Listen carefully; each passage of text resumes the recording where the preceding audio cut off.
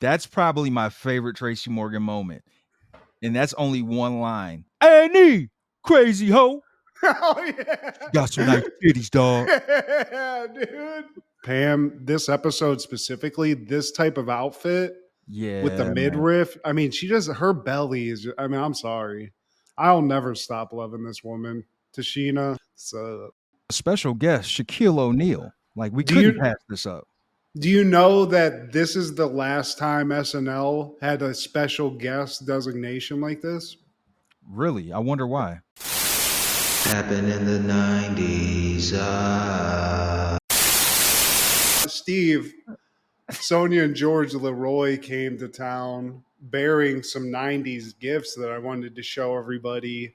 Just real quick, just to get the show started. Right. So, first off, actually, you know what? I'm going to do some art show and tell just to show you some shit that Matt Gettick did when he was a little kid. First, we got another Raphael Ninja Turtle. It's kind of, look at that, Steve. Well, how could they get rid of that? How could they? I know, dude. Oddly enough, as a kid, I was coming up with little comic book ideas of my own. So they found these. I used to draw these in church, of all places, Steve. When the guy was doing the sermon, I got bored. Okay. So I came up with scribble people, is what I called them. So here's Bobby. He's one of the scribble people. We got Uncle Ted, very molesty. He's got the mustache. He looks like he's tripping balls. Looks like SpongeBob. A little bit. Claudette, for the ladies out there. I don't know what the fuck I was. Claudette's looking real rough.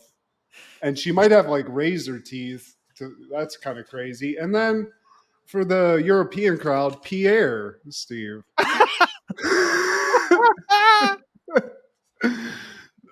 So those were my scribble people. So that's one thing. And then just to really quickly go through these, a 95, I believe, Harlem Globetrotters playbill. I don't know, whenever you went to see him. I saw him at the University of Toledo Rockets basketball arena in the 90s.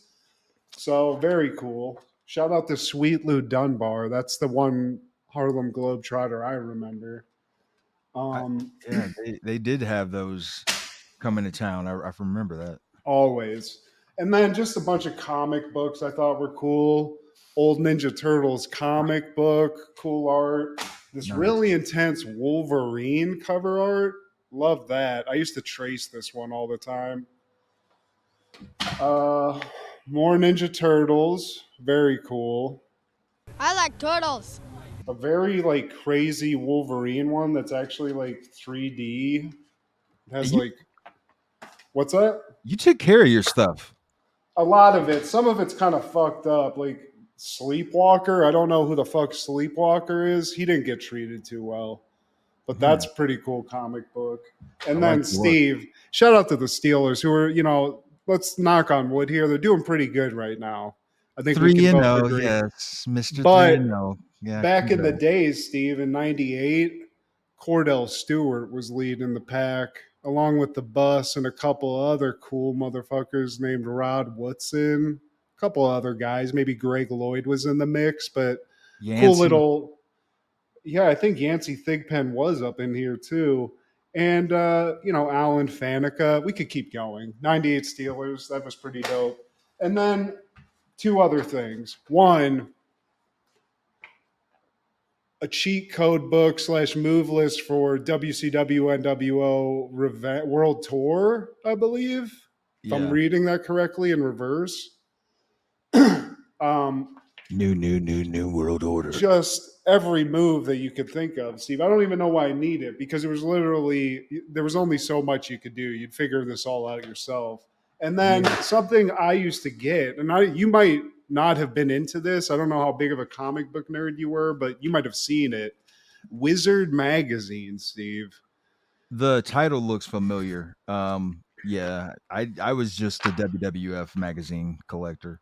Wow. This was a in the early 90s, I think it was strictly comic book news and like information about actual comic books. And then it became more mainstream and they would have like movie stuff, but Mm. very cool. And they used to do something cool that I remember that, X-Men or whatever, they'd have all these comic book properties and they would like fan cast the like X-Men at that time. So in like 92, who they wanted to play X-Men, I remember like they wanted De Niro to be Wolverine and shit. It would have worked. Remember how fucking ripped up he was in Cape Fear, Cape Steve? Fear, yeah. So I mean, it was a cool magazine, cool little blast from the past. But Pierre from Scribble People, Steve, And don't Claudette. forget Claudette, dude. Where did you get that name? Were you born in 83 or 43? I mean, I had a grandma named Doris and a grandma named Ina, Steve. It was pretty old. It was old school in the Geddick household. I get it. I get it, man. And those were the people you went to church with. Maybe no, I think these were just my imaginary friends, Steve. These were Scribble People. These were the people I talked to whenever the guy was going off about somebody going to hell. I don't remember who. Somebody was, Somebody is all the time. Oh, also, I don't want to brag, but just a lot of hardware for baseball for Matt Geddick, Steve. Is that Mark McGuire I'm talking to?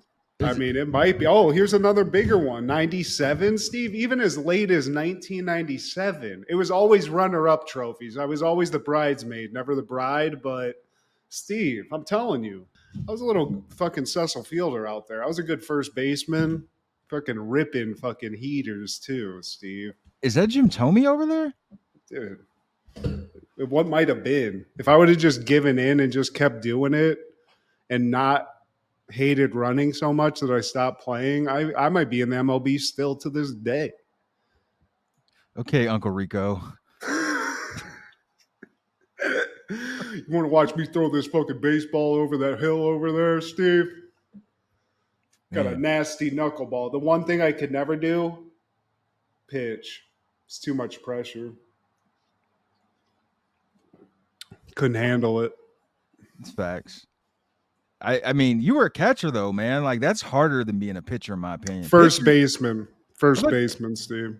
Oh, I thought you said you were a catcher. No, my fat ass legs and knees. Hell no. But I was a hell of a first baseman, and that's a great position for a fat guy to play because Perfect. really all you got to do is step to the left and just stretch. I was nimble.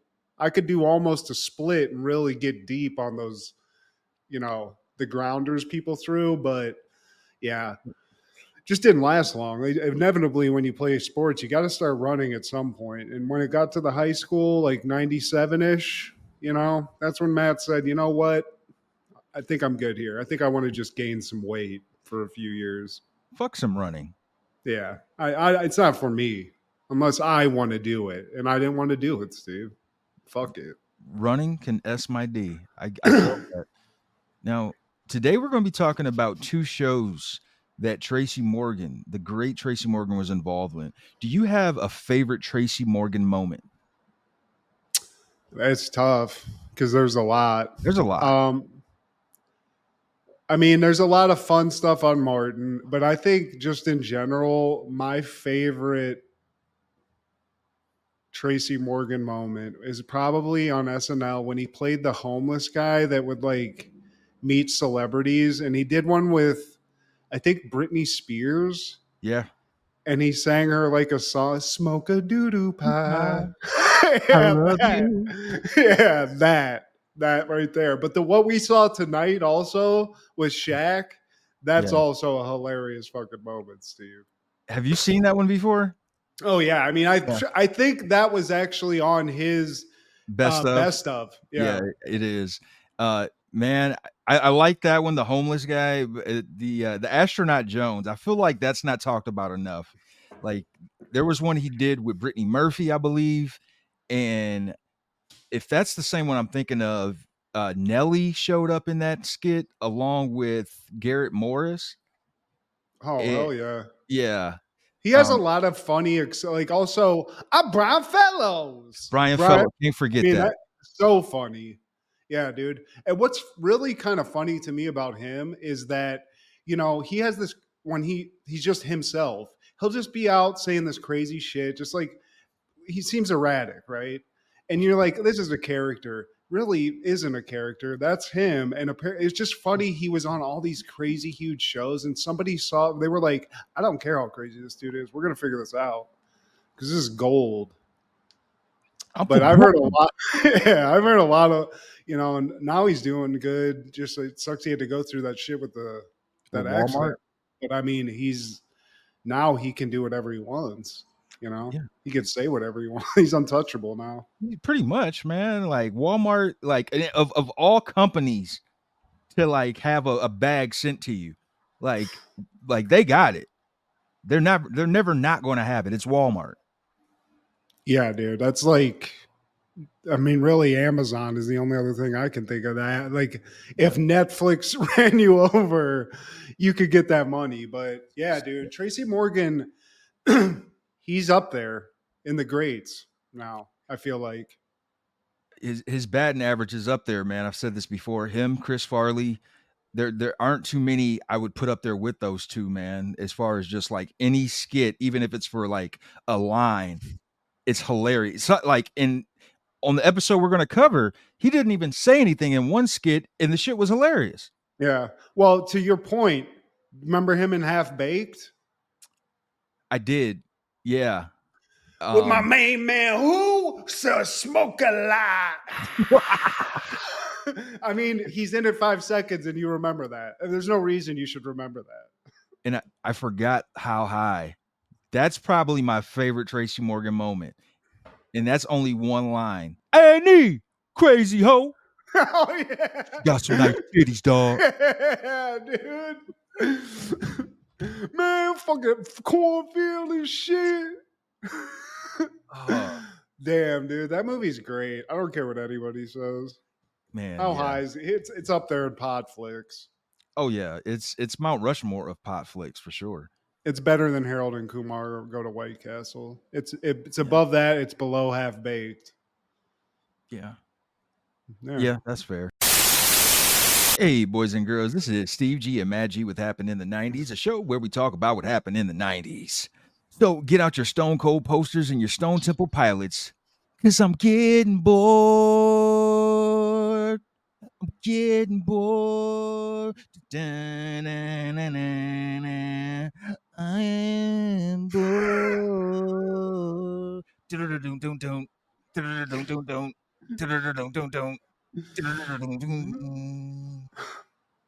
Dude, you were belting that out, Steve. I think I heard some vibrato in that, to use like some singing terminology.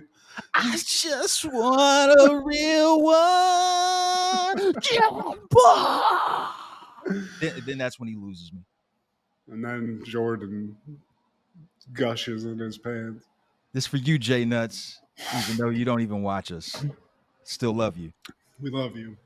But today, my friend, we're talking all things October 3rd in the 90s. Starting off in 1992, season 18, Sinead O'Connor is the musical guest, and she stirs up controversy when she rips up a picture of the Pope on the U.S. television show Saturday Night Live. She was right. She was right. Like, if she was still alive, would you give her a mulligan, Lauren? Yeah, you need to give like a reprieve on this. Like make a correction like they do in the paper, way past the point where it matters. But yeah, it is wild though that, I mean, it really did, like, it was huge. She was like a prophet. I mean, hey, some people, I thought it was cool, honestly. As a kid, I was like, damn, she's taking it to the man.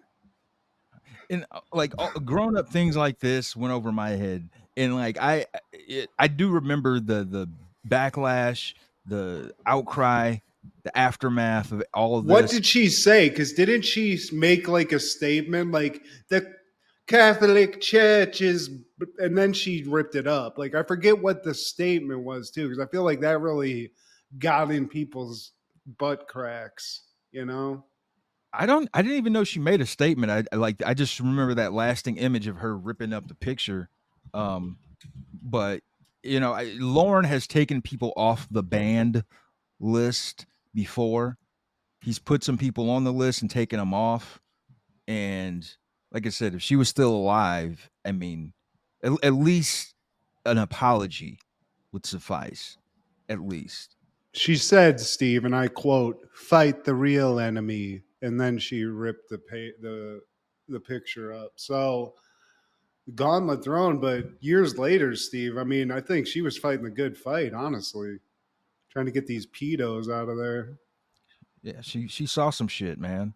And that following year, Martin is airing season 2, episode 7, Control. When Gina accidentally throws Martin's basketball tickets in the garbage, she agrees to work for Sheneneh in exchange for Sheneneh's good tickets. Oh my god. Oh my god, Steve saw Martin live, my guy. You did. I forgot Wanted to to bring ask that you. up. I guess we'll talk about that at the end. We'll talk about that at the end. I'll give you a little something on that. But this is one of those episodes of Martin, Steve. Once you've seen it, you can unsee it, and it's up there in terms of one of the best, I feel like. That's season 2. I mean, they were just killing it. And Martin's killing it because he's got these ticks, Pistons, Bulls, and this is not early 90s, Steve. This is what you wanted. Was Bill Lambier still out there talking shit? Lambier's still out there. Still got Rodman. Rodman, I think he's there, but like he barely showed up around this time. Isaiah's still there, right? He's out there. No, I think Isaiah's gone by now. You got Dumars though. you got Joey D. That's important. He's got these tickets, and he's taking his boys, Tommy and Cole, which is great. I mean, I would. We all would, I would hope. And he's like, man, I just feel kind of bad, though. Like, I had these shitty tickets, and then I took the radio giveaway tickets and did a little. So now we're sitting front row, center court, Steve. I mean, these are like Jack Nicholson tickets to the Pistons. Yeah, party over here. Yay, Martin. Yeah, it's so cool that Tommy forgets his sexuality, Steve. He just loses it. Yeah. Yes, bitch. Party over Let's go. But the game's not tonight, Steve. So they're just sitting on these tickets. They're, and I like also that he tells them like what he did, and like Cole and Tommy are like, damn, dude, that's kind of fucked up, bro. Like, I don't know. And Martin's like, you know what, man, that is messed up. That's like, messed up, man, I need to think about it. And then he thinks about it for like 1 second. He's like, over it. And everybody's over it, Steven. Why not? The roof's on fire. Yeah, bitch. But even so, Steve, I mean, it's a Palace of Auburn Hills. Even nosebleeds, it's not that bad. I mean, those people still get to go to a free game. Just ain't sounding. You don't get to sniff Bill Lambier's jock as he runs by you. Yeah. Maybe Terry Mills will wave at you. Cue that classic intro, man. Yeah, dude. Intro, just the colors, the close-ups.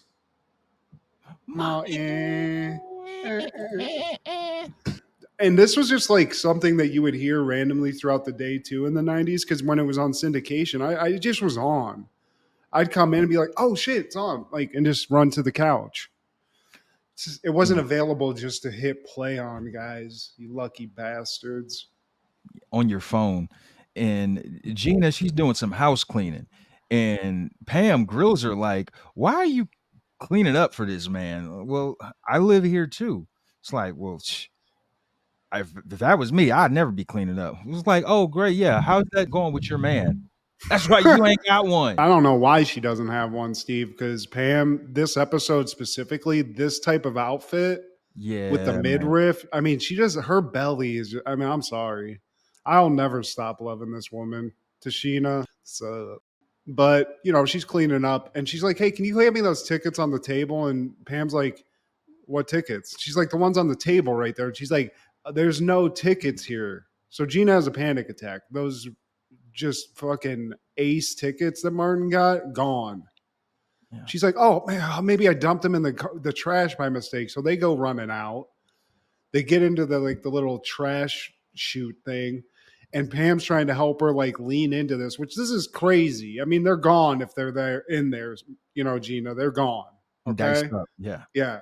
But Gina like gets in and Pam like breaks a nail and like it's like, oh damn, and just drops Gina into the trash, which is hilarious. The physical comedy of her coming back up the chute and all dirty and shit. I love that. And after Gina climbs back up, Sheneneh comes out of her apartment and she's just like, well, if it isn't Miss Trash Thief. And they tell Sheneneh, go back into your hole. Oh, okay then. I got these piston tickets, front row. Just throwing it in their face. But that's music to Gina's ears because she's in the market. So she's like, what can I do here? What can we do to get these tickets? I need these tickets. And Sheneneh is like, oh, well, I like music. And I want Pam to sing me a song. And she wants her to sing Old MacDonald and face the wall. Yeah. Face it. And she kills it. Pam kills Yeah. it. Because, Sheena Arnold, she got some chops. She can belt them tunes. Old MacDonald. Yeah, dude. At a farm. Yeah. Oh. But that's not enough, Steve. And on that farm. But at this point, Gina can't take it. Sheneneh's like, you know what? You can work at my salon for half a day and I'll give you the tickets. And Gina's like, hell no. So they go. She's like, nah, I'm out. We're out. Let's go. So Pam's like, you know what? I think I have an idea. So cut to an alleyway in Detroit, Steve. They're waiting. They're looking around, looking for whoever it is. And it's not Chris Tucker from Money Talk, Steve. It's Romy Rome. Jerome. In the house, without a doubt. Watch it. Out. I mean, of course Jerome has tickets, Steve. But, he does try to get a three-way, which I love. I mean, I don't blame him. You sweet on the road? Y'all sweet on the road? What's the matter? Can you call nobody? So he's like, here's the tickets. And they're like, oh, awesome. He's like, whoa. Now, when you get in, you got to ask for Macaroni Tony. He going to let you in. But don't be lollygagging everywhere. Don't be sitting down at the concession talking to the fat man. Just smile and float. And float and float. And float on. Gina's like, man, what the? And she looks at the tickets and she's like, Jerome, these are from 1973. So I don't know who maybe Phil Jackson was playing whenever those tickets were good, Steve. I don't know. That was my year. That's when I first learned to chill in my Coupe de Ville. Give me them tickets back. It might be collector's items. So now Gina, it's just Mercy Street time. She goes back to Sheneneh and is like, look, I'll fine. And she's got a shitty attitude for somebody that wants a favor too. She's like, I guess I'll work for you for the morning. And Sheneneh's like, price went up. You got to work all day, which I love. I mean, she's a businesswoman, Steve. You ain't going to be working in my shop looking like Annie, okay? You got to have a professional look. Then they cut to Sheneneh's salon, and Gina's got this hoochie mama do on top of her head. Yeah, I mean, she even does like this funny, like she does the Sheneneh impression at the end of it, and it's perfect. Where she's like, okay, and just sucks her thumb and shit. Oh my god. Yeah, definitely thoughty. But Sheneneh's Shonuff hair salon, they got a volunteer, Steve.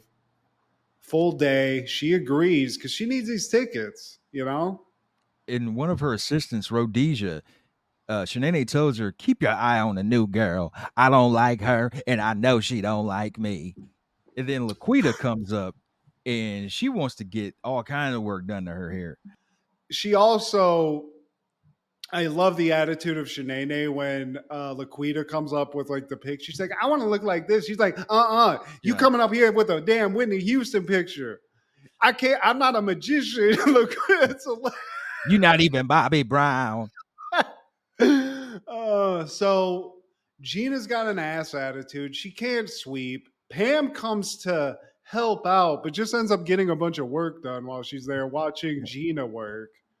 Well, if you want to do some work, shampoo Laquita's hair. So she sits Laquita down, and Laquita's like, I want some bomb weed with some burgundy finger waves and some glitter. And Gina's like, damn, is this like 10 years ago? Or she says something and look, doesn't hit Laquita well. And she's like, Sheneneh, this bougie ass bitch talking all this shit. I'm going to some other place. And Sheneneh's like, you a regular. You a regular. She's like, I'll come back when that bougie ass bitch is gone. And I mean, Gina's costing her business, Steve. She went to Juanita's Bumper Curl. That's the same place Gina went. That's the same place Gina went to get ready for that reunion. Great clips of Detroit, Steve. That's where I go. So I go to the white equivalent of Juanita's Bumper Curl. But she can't even wash hair, Steve. You know, it's like, goddamn, well, if you can't wash hair, what else can you do? So now it's pedicure time. And luckily, Myra's been waiting all day to get these pedicures done. And this is one of the greatest just joke writing of all time. She sits down in front of Myra. And is like, okay, Myra, I need you to take your shoe off. And Myra's like, it's already off. And Gina's like, oh, God. And you don't see it really much, but it made me laugh so much, Steve. I mean, it's great joke writing. You got to file that corn down because I could barely dance. And then Sheneneh sees this. Girl, what are you doing? You don't file like that. You got to go to work on Myra's feet. And then she puts on safety goggles and pulls out like this fucking like. It's a belt sander, like Steve. A sander, yeah. I mean, there's particulates flying everywhere, Steve. I mean, the corn must have been gigantic. And as a man with some ugly runner's feet, I can only imagine what Myra's working with because my shits look pretty bad. But I mean, to take a belt sander, that's some heinous shit going on. And even though the Martin Payne character isn't featured heavily in this episode, Martin Lawrence, the performer, is still carrying this show. Mount Rushmore, it's him and Jim Carrey. I don't know. I'll fill in the other two later, but like I think like those two deserve a spot. And I'm talking not just 90s of all time, man. Oh, yeah. I mean, comedy in general, but definitely their physical comedy when they were hitting that riff correctly. Yes. I mean, you can't beat it. Farley. I knew I left somebody out. Farley. For sure. Yeah, I'll think of some more too while we're going. But I love also that Myra's feet are so bad that they go to commercial, come back, and Gina's finishing up. Like it's been significant time, and she's still not done with that shit. Everybody's punking Gina. Gina, go fetch me some Diet Cola. And on her way there, Pam's like, yeah, get me a pop too. I like how they call it pop. Yeah. Oh, yeah. That's Midwest. Yeah. Hell yeah. And she's like, oh, you need a pot? You need a soda? Pam, damn. Okay. And she puts it down with a shitty attitude. And everyone's like, oh, damn. She got a little attitude on her. And even Pam's like, yeah, I know. Fucking piece of shit. But Myra, not only does she need a pedicure, she got to get her perm. She got men's waiting to see her. But Sheneneh there's a neutralizer. See, I don't know black hair care product that much, Steve, but there's a neutralizer shortage, Steve. They're out, and that's something that you need. So Sheneneh goes out, but Myra, she goes out to get some more, but Myra needs this perm. And Gina's like, look, girl, I know how to do a perm. Come on, let's go do this. So she starts taking over, and we cut to commercial again, come back, and Gina's basically like running the show. She's all permed up. People are getting the towels put on. She's collecting change. And Sheneneh comes back like almost shocked, like the place isn't burned to the ground. She's like, oh my God. I can't believe it. Yeah. But we come to find out that Gina, while she has confidence, Steve, she doesn't have the knowledge to back it up because as Gina tells, I think somebody that she did this perm. Rhodesia's like, girl, I didn't know she was doing a perm. I thought she was just washing somebody's hair. And Sheneneh's like, you gave Myra a perm without neutralizer. And Gina obviously knows that's fucked up and is like, oh, I fucking forgot. And everyone's like, oh shit. I What is gotta get gonna home and season my gizzards. And Sheneneh's like, girl, I gotta go get a damn Polaroid camera and take a picture of this shit. So they get over to Myra and they have her back to like the mirror so that they can just sort of like take it in, and they start taking off this towel. And Steve, I mean, it looks like Myra was in like the radiation chamber. She's losing a lot of follicles, Steve. But Myra gotta get home and season her gizzards. But they tell her, Myra, you are gonna turn heads. Like, so by this point, Myra sees her reflection and she sees that she's bald. She's I'm like, bald. "Yeah, I'm bald," but so is Grace Jones, Sinead O'Connor, Eartha Kitt. Eartha not bald. You don't know Eartha like I know Eartha. You think I look like Eartha? Yeah, she gives her a little Nittany Lion salute. And they let this woman walk out of there looking, I mean, she's got, what's it called? The shag, Steve? That's what she has. She's got a shag. Man, she's got the damn. Myra looks like the goddamn crypt keeper from Tales from the There it is. There it is, right there. And then we cut the commercial again, and Gina, she's sitting there at the Sheneneh salon talking about how she's sorry about Myra, and Sheneneh's just like, she was toe up from the flow up. I almost threw up. Well, you're not a bad person, Sheneneh. Oh, whatever. Anyways, here's your tickets, girl. And Gina, as she's being like shooed out of there, realizes that, hey, wait a second, I think these are Martin's tickets. And she's like, you know what? I saw those on the floor in the hallway and I wondered if they were yours. I just forgot to ask. And then locks Gina out. So Gina's just trying to break in to beat the shit out of Sheneneh, Steve. But Sheneneh, that's a dub for Sheneneh, Steve. Always getting over on these people, underestimating her. Yeah, you know? The final bumper, Martin, he retrieves his tickets from Gina, and before he leaves, he notices a difference in Gina. It's like, did you get a new dress? We'll talk about it later. Oh my god. That's season 2, man. I don't know, like I see some other classics on the horizon. I like to share the wealth with these other classic 90s shows, but damn it, season 2, Martin. If it's going up against one of these banger episodes, you can't not watch it and talk about it. It just has to happen. It has to, man.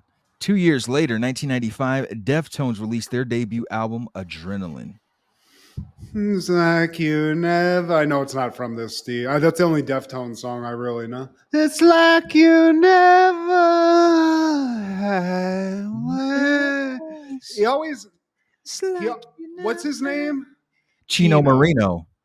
He always sounds like he's at, when you're trying to talk and shit at the and cry. He's got a hemorrhoid, Steve. I'm getting bored. Yeah, this was too deep in the new metal scene for me, Steve. The only reason I listen to Deftones is because I live with a Deftoniac. Well, I'm one too, but I was not as heavy on it as Jordan was, especially at that time. Now, I have to ask, man, was it living with Jordan that killed it for you in Deftones? Like, if you guys never lived together, did they have a chance, or you just didn't fuck with them regardless? I mean, I'm sure I would have caught on to like the hits because they were kind of my thing, but like some of the deeper shit, like I wasn't into like screamy rock like that, and it was kind of like. Is Limp Bizkit $3 bill, y'all. There's a lot of that, but that's about as far as into the wading pool that I went. Like Deftones, it was just a little too hardcore for me, I guess. I don't know. It just didn't hit me as like the way Korn or Limp Bizkit did. But I feel like they're all kind of peers. Yeah, they are. Because I was going to mention Korn too. Like, I know you're into them, and I don't know. What they do is no different. Maybe Chino screamed. His pitch is a little higher, maybe. I think the thing that made me really like once I got into Deftones and listening it with Jordan is his ability to make these insane noises with his screams that it was like high pitched like sounds and almost like scratches. But he Yeah. was doing it with his voice and shit, which is crazy. It was great, but it just I don't know for whatever reason with all those other ones that we're talking about, the Deftones just kind of like it just was never my thing. But it's shout out to Chino, dude. Cool ass Chino is motherfucker. he's a G, man. And this album, it's probably my favorite of their collection. Of course, it's got Bored, that release, and 1 week, 7 words, Root. Yeah, I love that. And I think this came, I was different, man. Because I appreciate that high pitch yelling because this came about at a time when we were teens, preteens, and I was an angsty black kid on his way to the suburbs of Midwest America. So like hearing this shit was like, yes, I'm so angry. I don't know why, but I'll figure that out later in life. But right now, I just know I'm angry, and yeah, down, down, down, down, down, I want to scratch because I am bored. Yeah, I don't know, man. Seven Dust, like I listen to a lot of like that kind of music, but just Deftones, it passed me by, Steve. I know this is a guy you listen to though. On that same day in '95, Dub C and the Mad Circle released "Curb Serving," front, back, side to side. We be dipping it up to the day that we die. Fools want to get up, but I'm gonna have to something. So everybody, what's up? I don't know, dude. I mean, Dub C was in my life because of his West Side connection and his, connection to Ice Cube. Yeah. I didn't listen to a lot of just solo Dub C stuff, but listening to this, I mean, this is a good ass album, and this has like that West Coast sound that I absolutely love. So Dub C is a bad motherfucker. Get a gang, man. This is a dope album from beginning to end, front, back, side to side, and it actually has on that track that I just referenced, man, Ice Cube and Mac 10, and was it called West Up? Yeah, West Up. Yep. Dude, Curb Serving's a fucking good ass song too, though. Like the actual like namesake of the album is good. There's a shit ton of what is there? 16 songs on this? Yeah. Yeah, dude. There's so many rappers in love on the radio. There's so many fake ass stars on the radio. I love it. Shout out to Dub C, man. And on that same day in '95, Mariah Carey releases Daydream. And damn it, this is slapper after slapper after slapper. It's got Fantasy. And this isn't the one with ODB. I don't know if that actually came out on an album or if this was just a separate release, but this is the original Fantasy. One Sweet Day, Open Arms, Always Be My Baby. Like, I mean, you can't get away from Mariah Carey in the 90s. If you had a radio, if you had any, like, if you were ever in a car, it was on. It was everywhere. And this is like, what was it? How many years in a row that it was like a number one hit, or I forget what the like stat is, but she has like some kind of insane musical stat about like she was in the top 10 charts every year for like a decade, or maybe I'm fucked up on that, but I mean, she's a record breaker, man. This album alone sold 20 million, over 20 million. You go diamond twice. And she's just she's gorgeous, Steve. It helps. She could have any man. Sex sells. Nick Cannon, you're a lucky man. God. She got that. She know about that good dick, dog. That's his joke, Steve. Watch the Nick Cannon special. It's one of the greatest bad comedy specials of all time. Yeah, you lost me at Nick Cannon comedy special. But yeah, somebody who probably didn't buy any of those in 1995 is probably Orenthal James Simpson, because more than 150 million people tune in to watch the verdict of his murder trial, and it ends with him being found not guilty because the glove didn't fit. Goddamn. I was in Mr. Hodak's 7th grade history class, Steve, and I'm sure he gave us the TV and let us watch it. And he probably went to have a couple of nips of whiskey someplace or whatever alcohol he was having. I feel like he was an alcoholic. Shout out. But yeah, dude. I mean, OJ had the world captivated, and this was it. It was. Everyone was watching it. I mean, there was people in the streets watching it through windows, people in Times Square watching it on a big screen. I was in a history class in 7th grade watching it with a bunch of people. And I just remembered that even as little kids, there were people like, I don't think he did it. He did it. And it's like that, that debate that everyone was having. But then just the reaction of when he got off, everybody, like, it was just like the same forever. Because even the people that wanted him to get off were like, I can't believe he got off. Right. Holy fuck. But And yeah. all those kids, I'm sure their reactions are based on their parents. And Yeah. I don't remember the teacher's name, but I remember being in music class in 7th grade. And, because this is in the city, I think most of the class was in Joy. I mean, it's mostly black people in the class. And just like Chris Rock said, man, never got my OJ prize in the mail. I'm not black, I'm OJ. Still waiting on that. But yeah, man, it's one of those random days that you just remember. You remember where you were, kind of like 9/11. I remember like Yeah. we were roommates that day. Don't want to get Yep. sidetracked, but it is one of those days, man. And just a wild time in the 90s. Motherfucker, I mean, he got off, Steve. And then he continued. This like followed him forever. Of Yeah. course it would. But what a moment in time. And this was like, even today, like I feel like with all this shit, like ways you can watch stuff, it would be the same way. It was just such a crazy thing that this like huge it'd be like fucking. I can't even think of a celebrity that you could think of that would. I guess like think of a football celebrity, I guess, but No one's that big, I don't think. And no. like Just everybody, dude, from the time it happened to the time he got busted, we were in the core, everything. It was just crazy how much attention was just nailed to that one event through the whole impetus of it, and even after the fact. But hey, man, Johnny, the one thing I learned that day, Johnny Cochran, a motherfucker of a lawyer. So I yeah, think that's what we all remember. that's a bad motherfucker, man. R.I.P. to him too. He's a legend, and yeah, he might be the GOAT. 2 years later, 1997, Kiss the Girls premieres in theaters. Police hunting for a serial kidnapper are helped when a victim manages to escape for the first time. Directed by Gary Fleeter, starring Morgan Freeman, Ashley Judd, Carrie Illis, Tony Goldwyn, and J.O. Sanders. It's a decent like murder mystery movie. I like this. Yeah, I remember watching it from the library. Back when my grandmother was a librarian, she would bring back these random movies, man. And I think this was before I was mature enough to appreciate something like this. Yeah, I You know? agree.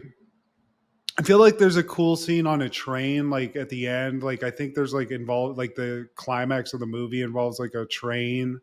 Maybe I'm wrong. Maybe I'm thinking of the wrong movie. But Morgan Freeman's good in this, and I do think that one. I know that this movie, like the character Alex Alex Cross. Cross, Yeah. he's like this is like one of those. It's a novel, so it's like a character he is played in multiple movies.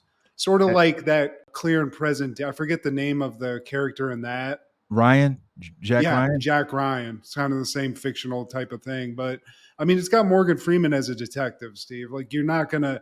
That's a winning combination, no matter who he's with. And at one point, Denzel Washington was supposed to be Alex Cross, but he had scheduling conflicts. Like I seen the one where who's the director? Oh, Tyler Perry. Yeah, I he saw the played him one. too. Yeah, and the movie was Alex Cross. I saw that in the theater, man, and like I don't know. Maybe kidnapping thing. It just I don't know. Maybe it's just not my thing. This is less a mid movie for a movie like this. Like there was a lot of like types of like this type of movie that were way better in the '90s. Like a movie like Seven, where they just went full hardcore, and coincidentally, it had Morgan Freeman in it. But I just think that that's what it is. It's a mid movie. If it's got Ashley Judd in it, unfortunately, I'm sorry, Ashley, but I feel like it's like that Sandra Bullock effect. Like there's only so many where she's in that it's going to be good. Most of them are just like, I think I saw that movie. Yeah. Even if you didn't, she's the tranquilizer of the cast, man. But a year later, 1998, SNL is airing season 24, episode 2, with Sheryl Crow as the musical guest and Kelsey Grammer, your boy, as the host. Kelsey, shout out to the new season of Frasier out now, Steve, killing it still. He's still playing the character and killing it. So I love me some Kelsey. And this fantastic episode of SNL. He kills this. With a special guest, Shaquille O'Neal. Like, we Do couldn't you- pass this up. Do you know that this is the last time SNL had a special guest designation like this? Really? I wonder why. I just think they don't need to. They don't, like, if they have just a celebrity on, fuck it. But this is the last time like they are in the actual intro cards and stuff, and they say special guest Shaq. And I wonder cool. why he's never hosted. Like, he's got the comedic timing to do it. Like, they've had NBA players host before: Jordan, Bill Russell, LeBron, Charles Barkley. Like, if anybody, you would think he would be one of the guys picked. Yeah, he was kind of like that kind of celebrity. I mean, they had Gretzky on. Gretzky. Yeah, so of course, but yeah, it's a good question. Especially him. He's known funny. Like, he's good at doing that. So it is strange that he never got to, but he got to flex it on this episode, Steve, a couple of times. Yeah, so I do appreciate that. And I'm guessing maybe it's because most of his prime years were spent in Los Angeles. That's my only guesstimate. Could be. I mean, he could fly, but then, that's a big dude. You have to fly in a private jet, Yeah. I don't know if Lauren's got that kind of bread, but we started off with the code open, and Billy Clinton, who's president still at the time, he's in the bed. Turn on the tube before he lays it down. And I like the tension already when Anna Gasteyer as Hillary comes into the bedroom. She's just tightening up her robe. It ain't tight enough. Like, I need a chastity belt under this tight ass robe. I mean, literally no words, almost any words spoken in this skit at all. It's just iciness from Hillary because, Bill's got a couple allegations out there at this point, Steve. A couple of improprieties, if you will. And he pulls out the Bible. She turns to him and is like, yeah, right. Little did she know he had a porno in the like tucked in there. Little kid stuff. Yeah. But he's like, so then he tries to snuggle up to her, I believe. And she's just like, get off of me. And he just rolls over, turns the TV on because you know what? If he's just gotta have some peace. But unfortunately for him, every channel is about him and this scandal. So it's like Bill Clinton getting sucked. Bill Clinton loves getting, and he's just like, God damn, where's the Weather Channel? And the Weather Channel even says something about him getting his dick sucked, Steve. Yeah, this wind is blowing. Kind of like Monica Lewinsky was blowing on. Damn it. So it's a bad night for Billy Clinton, Steve. No McDonald's, no stained dresses. So he just rolls over, and it's so bad, Steve. He even has to whisper, live from New York, it's Saturday night. But then we get that intro, Steve. And this is a cast that this is up there in terms of the talent, Steve. This is up there. This is the Mount Rushmore level of cast that we're getting to. I agree. I would say a year earlier, it had Norm. That's the only thing missing. Yeah. But we do get some new cast members this year. Jimmy Fallon. There's that. Chris Parnell and Horatio Sands, who all were superstars on the show. In my opinion, Chris Parnell didn't get enough shine. I feel like he should have got some kind of breakout, like recurring sketch or something, or like his own spinoff, his own show. Like, I don't know, maybe that was on the table for him and he just didn't take it. But I just feel like he didn't get enough flowers. He's just he's one of those guys, like you said, where if he shows up like a Tracy Morgan, like he's in stuff a lot that he just shows up and kills it. And even in SNL, like There's the one skit where like Will Ferrell's a doctor and this is like a couple with Anna Gasteyer and they or Molly Shannon and Will Ferrell's like, we lost you, baby, and he's like, you're a Von Droog. He's just You're like Andrew. Yeah. yeah, I know exactly yeah, which one you're talking about. Yeah. yeah. He's hilarious, man. But I mean, great cast. So we're seeing those guys show up in this intro. And then we get to Kelsey, Steve. And Kelsey's a professional. He's a consummate fucking superstar. And, he's been playing the same character for years. And sometimes you just like worry about these things. Frasier's doing well. 5 Grammys. 5 Emmys. 5 Emmys, maybe a Grammy in there. You never know. Maybe he did something. Maybe tossed salad and scrambled eggs, won something. But, when they brought Frasier back, there was a couple misses on that song, Steve. This theme song, they were overthinking it. So at first there was like one that sounded, it was just Cheers, but like Weird Al to be Frasier, which and it just didn't hit right, Steve. And then the next one was a possible gangster rap theme song that focused on his dad, Martin Crane. Bang, bang, bang on a Northwest night. Cop goes down, banker takes flight, steel shatters bone, now he'll need a cane. This is the story of Martin Crane. Yeah, dude. It's a whole different show that I'm going to watch. Sounds badass. But it's a good monologue. It's Kelsey, I love it. He even gets a down Periscope shout out in there, which I love because he's got that coming out. You're not a fan. No. but I liked it, and I did like that hood ass version of Frasier, of the Frasier theme song. So bring that back. But the first new skit here is a ad for KFC shredders, Steve. And Jimmy Fallon's got a little idea for Gen X on just like an alternative to pizza blows, So why not get a bag of warm lettuce with some mayo on it? Get a shredder. Lettuce and mayonnaise rocks. I'm a big man and I need a big shredder. Right there, perfect example. I'm a big man. I need a big shredder. Well, how about a gallon of lettuce and ranch dressing, buddy? With how Stella got her groove back action figures. Yeah. I'm old enough to be your mama.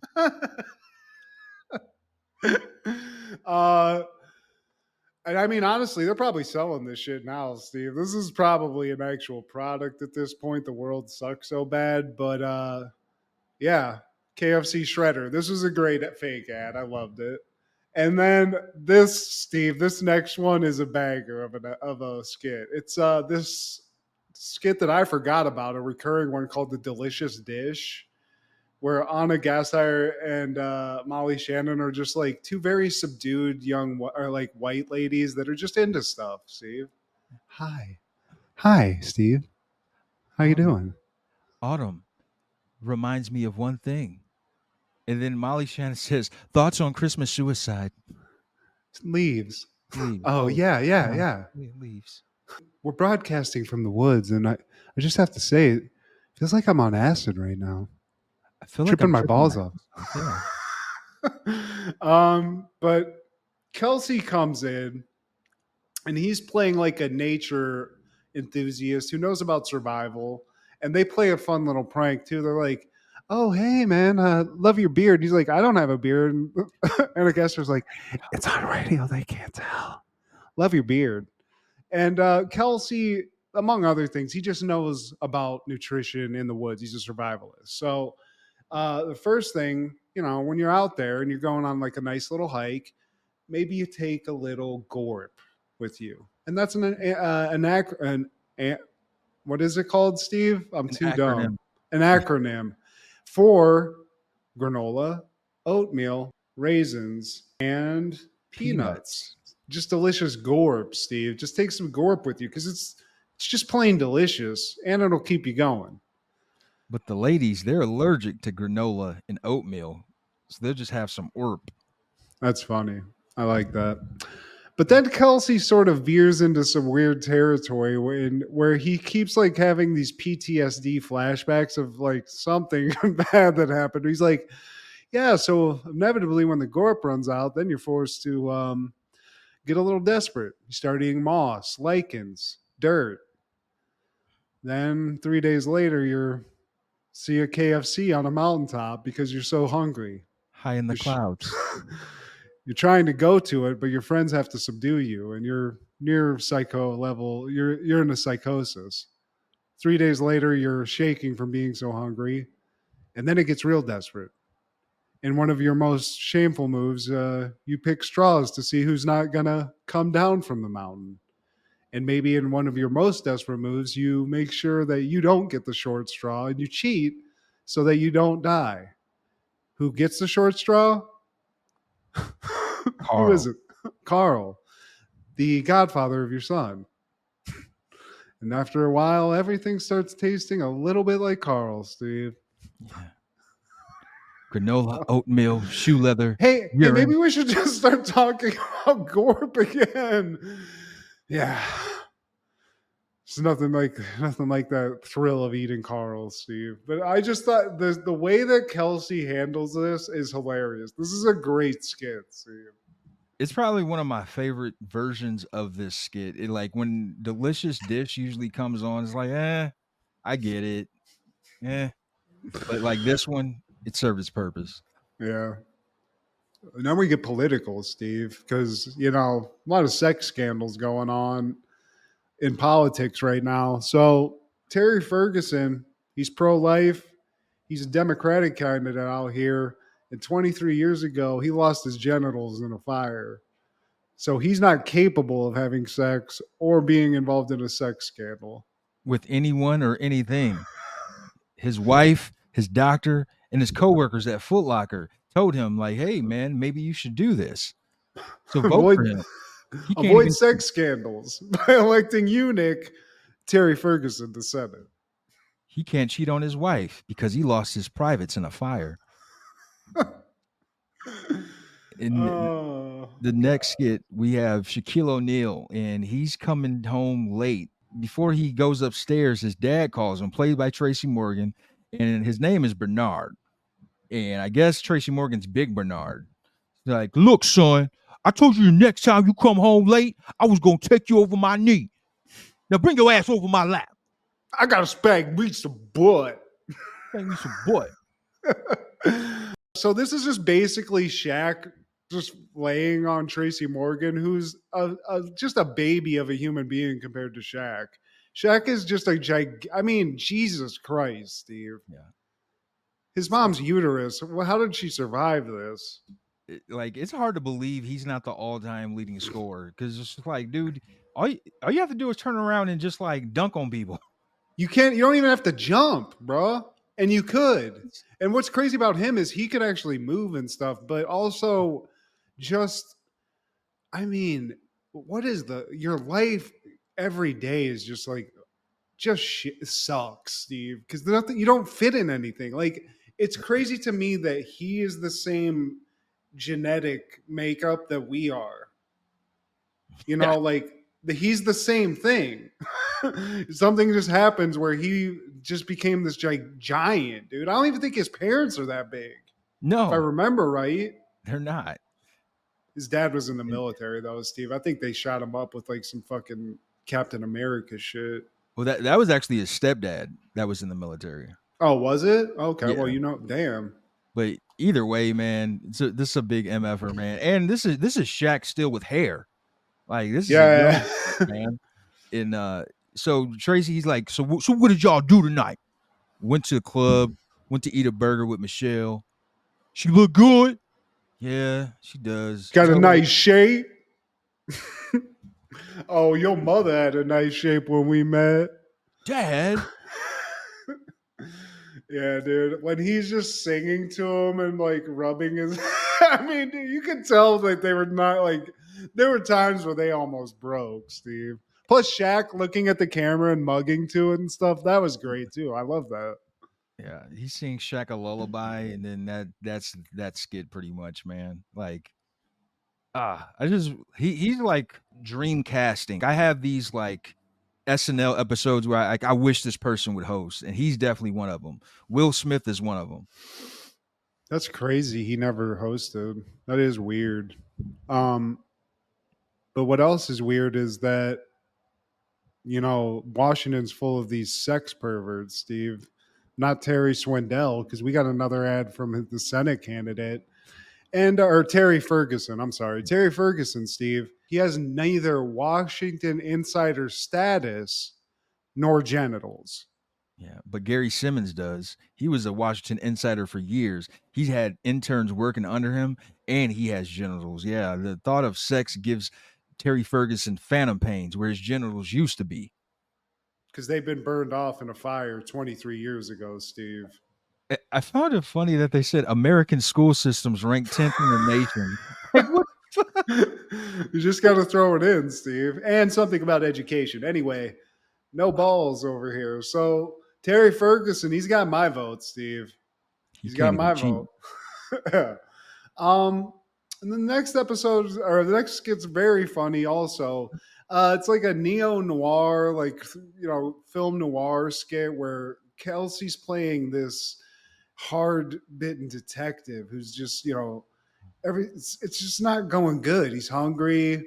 He's waiting for the next case to come in, and he's thinking about just a tasty treat, Steve, a burrito. Yeah, and Lois Charles, played by Molly Shannon, she comes in, and he has these little asides, or what do you call them? He's The just like voice. narrating, voiceover stuff. She was hotter than 5 jalapeno peppers on 3-day burrito left in the Sahara Desert for 3 days. Did I already say 3 days? I said 3 days twice. Anyway, that burrito sounds pretty good. I'm so hungry, Anyway. like I could eat an ox. And she's like, hey, dude, what's up? I'm still here. And he's like, wait, yeah, tell me more about your thing. And then it goes into another. He's like, I'm so hungry, I could make an ox made out of burrito material. And like at some point, she offers him $300. He's like, with that kind of cabbage, I can buy a burrito, or I could buy a suit and a burrito. That all-night suit and burrito place on State Street called the Fifth Street Suit and Burrito Hot Dogs. That place doesn't exist. Damn. He can't read either. He's like, I can't read what. Can't you read what it's saying? No, something like a burrito. I mean, this guy, he's hungry, Steve. We've all been there. I'm getting there right now. I could use a burrito, but this guy, it's a little much, you know. He hasn't eaten in 2 minutes. And Yeah. I can make a burrito, or made out of iced coffee. But I mean, he's distracted, Steve. All this burrito talk, he's not thinking. So Lois Charles, she pulls a gat, and she's like, "I can't let you get. You know too much." And he's like, "Wait, is that a burrito pointed at me?" And then she just shoots him in the stomach, and he's like, "The lead wasn't as filling as the burrito." But now it'll do for now. So this guy, I mean, he's dying for a burrito, literally, Steve. But what a funny skit. Yeah, this is probably my favorite one out of the whole show, man. No, mine's the next one, Steve. Really? That's my least favorite. Wet him down. You don't like wet him down, Steve? You only like them because of the inflated tits. Kenny, he made me go. He molested me. That's great. Use it. Wet him down. Have you ever felt abandoned? If Todd dies, you'll be abandoned again. Now, how do you feel? Wet him down. Teresa, who are you more concerned about? The buggy or Todd? Todd? Well, I can't feel that from your act. Do it again. The one Sheryl Terry gets her, shit like hits her, and then she's like, I can't do this. I can't do this. He's like, this is great. So he gets these Baywatch chicks jazzed up and actually good acting. He gets the chops out of them. They give a good line read, and it's all wet them down, Steve. But then we cut. And that got him back into Hollywood or Broadway's good graces, because now he's with the big dogs. He's with Hal Linden from Barney Miller fame, Christine Baranski, and Patti LuPone. Yeah. These are like real actors. Yeah, and they're like, this what you've done for us, like it's a new level. what I'm feeling it. I'm reacting. I'm not just like reading lines. Like you're a great director. He's like, oh, it's great to hear. Okay. All right. I think we're good here. Wet them down. So, I mean, that's his signature style. That's his Tarantino, Steve. My favorite part in this skit was Tracy Morgan, and I think it was Chris Parnell coming in. They don't say anything. He just has a cigarette dangling from his mouth. Just Just wetting them down, Steve. That was the unsung heroes of Baywatch. Those two guys. That's the next skit. That's what we need to focus on. Those two dudes. and the next skit is the best of Horatio Sands, who's only been on the show for 2 episodes. Well, 1.5 episodes at this point. The walk-ons, the bigger parts. Some material from the best of Dan Aykroyd included. They just played Dan Aykroyd. Like an old Conehead sketch. But Horatio Sands is still alive, but someday he won't be. Well, shit. But we love Horatio. Eventually, he did get a best of, Steve. That was real. But this, there's just not a lot to work with. There's a lot of repeats. And up next is the weekend update, which nothing stood out, except for Kelsey's, was it St. George tropical storm? I am the most beautiful and sensuous of all the weather systems. The weather service is nothing to me. I spit on them. Yeah. This is what I kind of feel like Kelsey Grammer lives like, though, He's got a smoking jacket. He's judging people and spitting on them and just being cool, Every power failure I cause is like a stroke of brush on a canvas. Every airport I close is like making love to a woman named Dominique. It's very. Remember that one that Christopher Walken used to do, where it was like the hotel suite, and it was like the camera and it was very much like that. And then we get Sheryl Crow, Steve, siren of the '90s. Yeah, and I think this is her only appearance, her only performance. My favorite mistake was the song. Love to take Sheryl Crow out on a date. Wasn't a huge fan of the music, but she's got a couple of bangers, She does. But I'm on the same boat. Like, I'm not really trying to listen to her music, but finger blast the hell out of her. And the next scene is London Peepers. Is this the first Mr. Peepers ever, Steve? No, they've had him on before. Okay. Rescued from a freak. This is telling the tale of where he came from, Steve. He was rescued from a freak show in London. And once he was free of that barbaric existence, Kelsey Grammer, his handler, I guess, decided to show him life's luxuries because he was ready. After some teaching, it was time to bring him out and show him around and show him what the good life's all about. Because they're in like very pomp and circumstancy London, Steve. Yeah. Tea and crumpets. But Peepers is an animal. He's a wild animal. He can't be tamed. Like, it's kind of like when people make monkeys their pets. Like, there's only so much you can tame them for, man. Like, her eating his face off. She's eating his fucking face. Yeah. Hey, chimp lady, we know we're looking at you. Yeah. That's a Mr. Peepers in real life. It's not all fun and apples and pissing on tables, Steve. Oh, my good man. You must have had more champagne than I thought. Oh, hell. What in the hell is going on here? Yeah, so Peepers is just like kind of party fouling his way through London, Steve. He's pissing on tables. He's just annihilating apples here and there. Which, I mean, do you think Chris Kattan ever lost a tooth? Like, I feel like if I tried to do this, I'd lose a tooth, Steve. Or chip one. Yeah, something. Cut to the streets, though, Steve.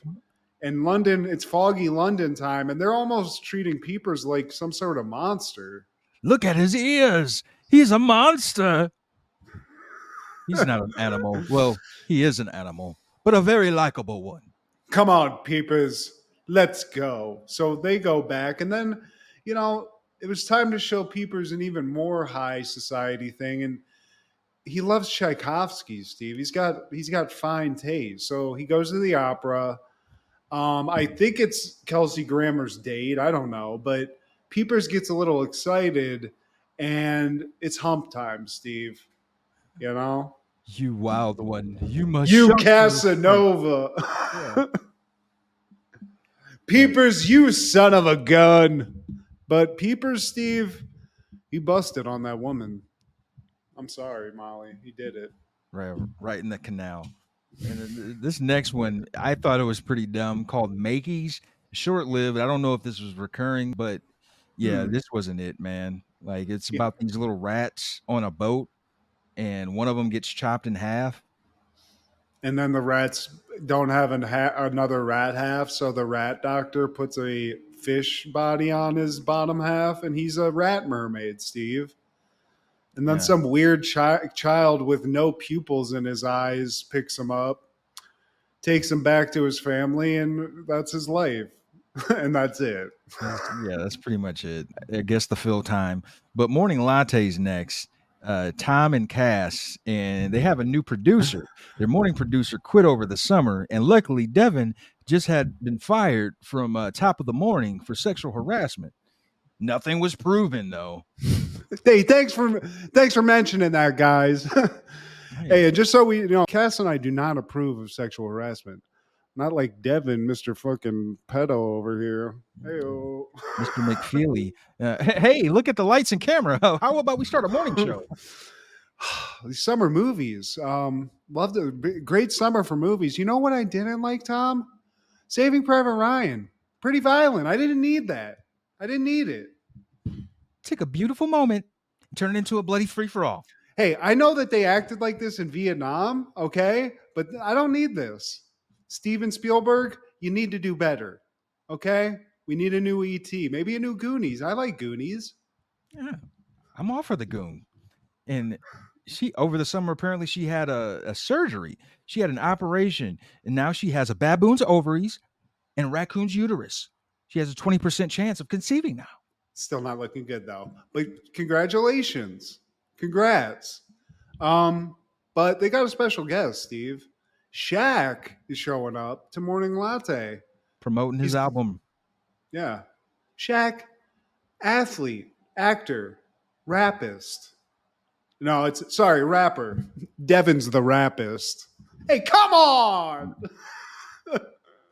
Well, Respect is the name of the album. And Shaquille O'Neal, you have all of my respect.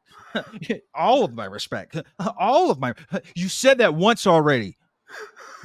Oh. Mr. Touchy-Feely over here is getting a little excited. What? I like how Shaq's reactions in this get better and better. Shaq, you're a rappist. This whole East Coast, West Coast thing.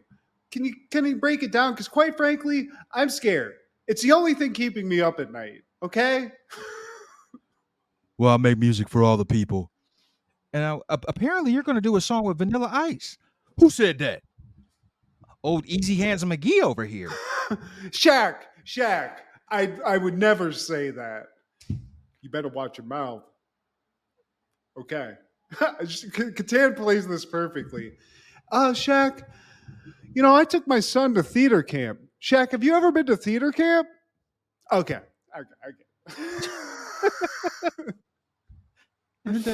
Do you know what your sperm count is? Do not take it for granted. Do not take it for granted. Don't take it for granted, Shaq. I think it's pretty good. You know who loves sperm? Devin over there. He's all about sperm. Just throwing him over the bus. How about we not talk about this? This is a morning show. Old ladies are watching. And usually Chris Kattan's spot is reserved for the host. I guess they decided to switch things up. Yeah. Well, Kelsey had to get ready, Steve. He had to get ready for the next skit. Hello, Dolly. With their new dolls. Yeah, it's Deanna and Don Simpkins. And they're selling dolls on the Home Shopping Network. Courtney Brittany is 100% porcelain with the most lifelike hair. And that pout, she's only $89.99. I love the prices, too. It's like 4 payments of $99.99. It's a steal. And this is a quality, I could tell you, because they just don't get dolls like this in prison. She's such a pudgy cutie pie. And then there's Caleb and Steph. They come with their own spinning wheel. I once held these dolls in a rage management class. They remind me of my sons, Justin and Wade. My ex husband sent me photos of them, and they shoot up like weeds, don't they? Oh, heaven must be empty because look at the lavender angel. She's selling for only 5 easy payments of $75.95. And what a dewdrop she is. She's so darn lifelike. So lifelike that at one point I put her under my shirt and tried to nurse her because I We don't need have to any burp. kids. Maybe we need to burp her, huh? Yeah, so it's getting weird on the home shopping network, Steve. But this is the type of people that exist on that, you know? They're selling weird porcelain dolls. And Kelsey, he's got a lot of demons in his closet. Don Simpkins, a couple of felonies, I think, on his record. And Cookie giggles. I'm laughing already. She reminds me of my ex husband's new wife, who is a professional clown. According to court documents, they're just crazy for her. It's not going well, Steve. But you know where it is going well? In the forest, because the next skit is the Lumberjack Classic. And immediately Kelsey flubs a line, and I thought it was just great. It made me laugh. But Clive, played by Will Ferrell, he's the champ. And like most champions, he gives it all up to Jesus Christ himself, Steve, JC. He's All got the him in his glory. corner. All the glory. And thanks to the Lord, with Jesus Christ on his side, he pulled it off. Eternal Son of God climbed into his arms. And right now, he's helping me win lumberjack contests. Someday And he'll sit in judgment over all of us. But right now, he's helping me win this contest, God damn it. yeah, I can't have Jesus Christ falling asleep at the wheel. Yeah. I don't know where he was for that one, but then a couple of other lumberjacks come in because there's like top tens here. So the first guy that comes in is Horatio Sands, and he's just kind of mad that Will Ferrell's hogging Jesus. It's like it's not even fair, man. Like, can I get some Jesus? Can we share in the love? And it's just not happening, Steve. You get all of the Jesus. You can't just be having all of the Jesus all the time. And then the only Jewish contestant, I think his name's Chris Weinstein. Just Jesus isn't there for him, Steve, at all. And I think we all know why. You know, He asked for Yahweh, and he just wasn't giving him the juice. But he did find Jesus. He was at the Gatorade booth. And if all goes well, he'll be playing for Team Weinstein next year. you never know. But I do have to say, Steve, when I was high in college, Lumberjack contest on ESPN2, I loved watching them. Yeah, I think they pair that up with strongman competition. Yeah, for sure. There was I remember like chainsawing. I remember that. There was those people that climbed like logs. Like they would climb up this really tall log using a strap. Yeah, it was just, it was good fun times. Like that English darts, professional darts. Yeah. 140. They had a great announcer for darts. And could say this is a classic episode, man. Yeah, for sure. This is a Kelsey. For me personally, I love Kelsey Grammer. So we hit that mark. Kelsey's killing it. And there's just a lot of memorable skits in this, and some that are in like people's best of. So I definitely would think that this is, up there in terms of just an episode. But yeah man, seeing this crew and like all of the hit, like having Daryl Hammond, Chris Parnell, Will Ferrell, Tracy Morgan, Tim Meadows. We didn't even see Tim Meadows in this at all, but he was still in there. Forgot. All the females and stuff like Anna Gasteyer, Molly Shannon, Shery O'Terry. It's a great fucking cast. And I think the only reason I don't like it as much is I just grew up with that Sandler, Farley, Spade, Schneider, that cast. Yeah, that's the GOAT cast right there. Somebody who probably didn't watch this episode of SNL 1998 is probably English-American actor Roddy McDowall, born in 1928. He passed away at the age of 70. Roddy McDowall. Yeah. Who is Roddy? Who was he? What were some of the hits? Who actually shared birthdays with me, September 17, man. And he was in Bed Knobs and Broomsticks. He was in Shakma. That was about the killer monkey back in 1990. He was in A Bug's Life. I think A Bug's Life is his final credit, but he did a lot of voice acting for the original Batman. He was voice acting in Mork. He was in not Mork, but he was in Mork and Mindy for an episode. He was in Quantum Leap, Darkwing Duck, Batman the Animated Series, Two Stupid Dogs, SWAT Cats, Gargoyles, Duckman, Pinky and the Brain, the new Batman Adventures, Superman the Animated Series. And, he has an illustrious career in film, but his stuff goes back to the 1930s, actually. Damn. So He was in the first moving pictures. Yeah. Before they were talkies.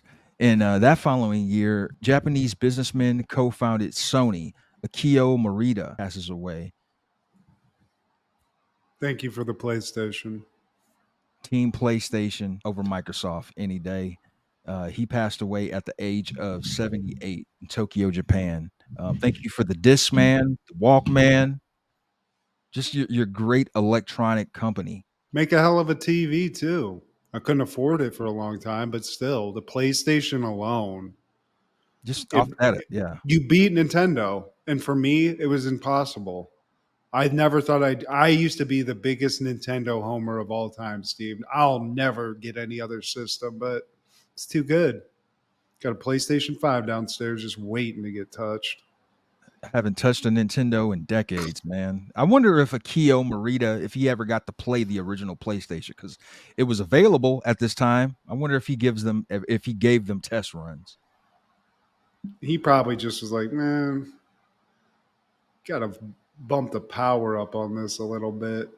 These titties are too triangular. I need a round titty. Put some round titties on there, baby. I don't like them polygonal breathes. But any callbacks, honorable mentions, or Claudette Chlamydia? I just wanted to just kind of go through and give some flowers to Martin Lawrence. Again, we talked about the show. I got to see him live, Steve, in Columbus, Ohio. Now, literally basically a week ago. And I got to say, dude, I'm not going to say anything negative, but I will say that it was a dream of mine to see the dude. Yeah. And I've been loving his stand-up since the 90s. And I got to see what I think is a living legend actually do stand-up in real life. In probably what I have to believe is one of the last times he's going to be touring as a stand-up comedian. So in that regard, I think it was definitely worth it. And I will give a shout out to DC Youngfly, who I never saw actually do stand-up comedy, but he made me laugh my ass off. He was funny as fuck. He was the opener. There was like 2 or 3 openers. There was a girl, and I can't remember her name. I apologize, but she was hilarious, and she was like one of those people that just like shit talks the audience, like, Columbus, you ugly as hell, like just like that kind of comedy. Oh, she's a David Lucas kind of. Yeah, kind of a little bit, but beautiful. She was very hot, so like she had that going for her. But Martin, the things that I will say, we got very much, it's not. You so crazy, Martin, obviously. He's slowed down a little bit, but we got Martin impersonations. He leans into that because he knows everybody wants it. So I got a Sheneneh impersonation, an Otis impersonation, and a Jerome impersonation. Nice. And he still has it. He's slowed down a little bit, so you're not getting all like the crazy physical stuff. And I think he even alluded on stage that there's this rumor that he had a stroke. I don't know, but it was great to see him, man. It's like if you had the chance to see like Richard Pryor when they were like wheeling him up on stages and like he couldn't even move shit right at the end, it's like that where it's like even if it's not what you remember it was still awesome and it was really cool to see. So if you get a chance, this might be the last time you get to see him. So if he's in your town, give it a shot. Yeah. I mean, just being in the presence of the man, because like you said, he's a legend, and oh man, well loved, dude. if you were over 40 in Columbus, Ohio, the looks, the ladies coming out, just trying to relive the glory days, Steve. I mean, it was a sight to behold. It was amazing. Yeah, man. All I got, man, is 1996. Seinfeld is airing the Bizarro Jerry, and that one's a classic because Elaine makes new friends, and those friends are basically the complete opposite of her normal crew. There's a guy who's supposed to be like a Kramer guy. There's a guy who's supposed to be like a George guy, and obviously there's Bizarro Jerry. And like everything that Jerry and that gang, what they routinely do, those guys do the complete opposite. Like, you guys are going to the library for what? Well, to read. Yeah, do good things. Yeah, so I love that episode. And then 97, Boy Meets World is airing Brothers, and this is the first time we see Jack, Sean's brother, his long lost brother that they had on their dad's side. And the dad, Farmer Fran, he actually tells Sean to move out and live with his brother. So hilarity doesn't ensue, but it's a milestone of an episode because you're introducing a new character, blase blah. And also on that same night, Sabrina the Teenager Witch is airing Dummy for Love. And I'm only calling that out because it's one of those features from our guy, PTO. Get a Patrick Thomas O'Brien alert. PTO. Yeah, yeah. He plays Cupid in that one. PTO. Shout out, dude. Blast from the past. But please like, share, subscribe, and comment. Please tell your sister front, back, side to side. We be dipping it up to the day that we die. Check out Food Show Fanatics as well as Crushgasm every Wednesday with Kendra, our guy Clark the Shark on Podcastle. This is Steve G and Matt G. Happened in the 90s. Matt was the fat kid, Steve was the flat kid. Life wasn't always great, but you know what was? The 90s. Happened in the 90s. Yeah!